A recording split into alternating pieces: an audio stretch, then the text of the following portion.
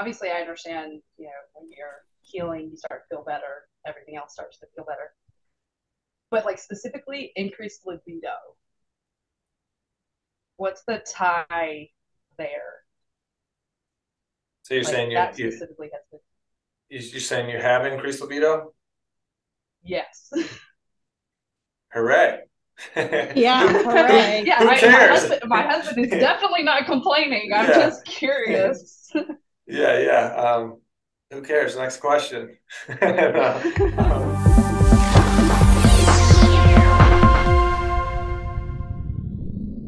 can I get a little bit specific to you? Because you're asking specific about you. So just Yeah, answering that's you. fine. Okay. So what is increasing my libido?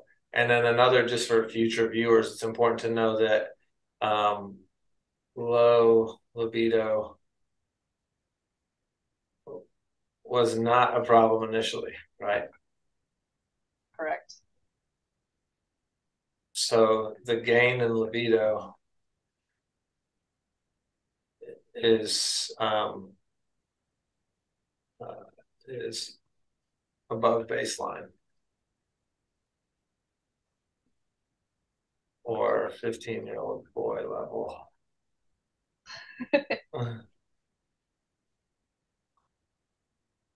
or a uh, female in your late 30s, right? 35.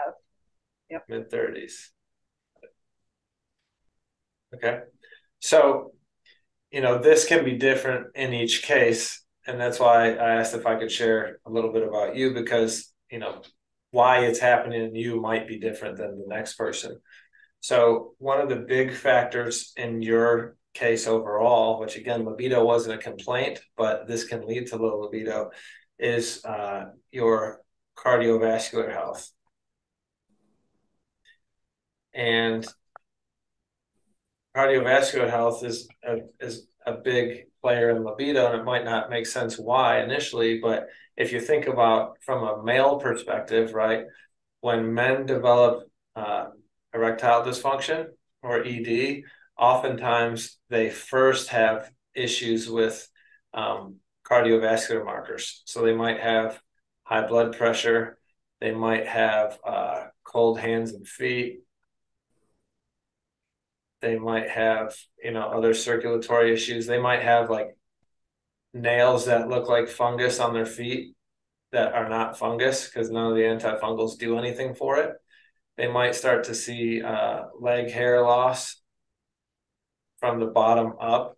So from the foot upward. So it's like, hey, their leg hair stops growing from like a couple inches below their knee, and then their shins are just shiny from there down. There's multiple different physical exam findings that could suggest that. And so if you think about, the male organ, the penis, how does it work? It engorges with blood to work, right? So you have to have circulation to get there, otherwise you have ED. So oftentimes any microcirculation issue and small vessel disease stuff will manifest in extremities. And they teach you nose, toes, and hose in men, right? So their nose is cold, their toes are cold, and their hose is cold. Hose being a metaphor.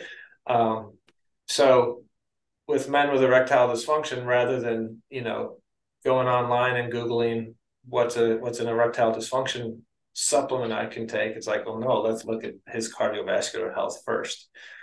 And so similarly in females, it's going to be potentially more of a libido issue or a dryness issue, because the female organs also need blood flow, right? So if you've got unhealthy vessels anywhere, usually that's a sign of unhealthy vessels everywhere, right? And depending on the level of unhealth, or the level of endothelial dysfunction, um, that could not only be cold hands, cold feet, cold nose in a female, but also maybe um, cold libido, cold uterus, cold vagina, that sort of thing. So In your case specifically, you weren't complaining of that, but our findings suggested multiple cardiovascular findings. And so what we've been working on with you is improving that,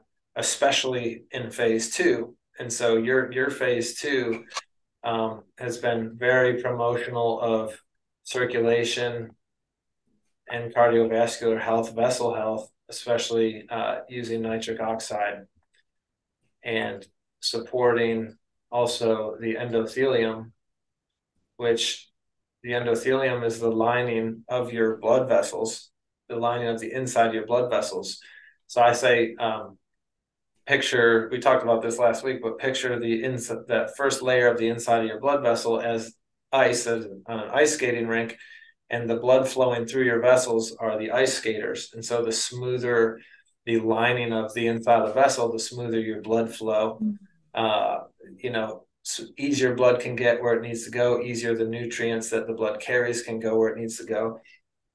And as you get unhealthy, you have endothelial dysfunction first, and that shows up 10 to 20 years before the first high blood pressure, before the first, physical finding of cardiovascular disease.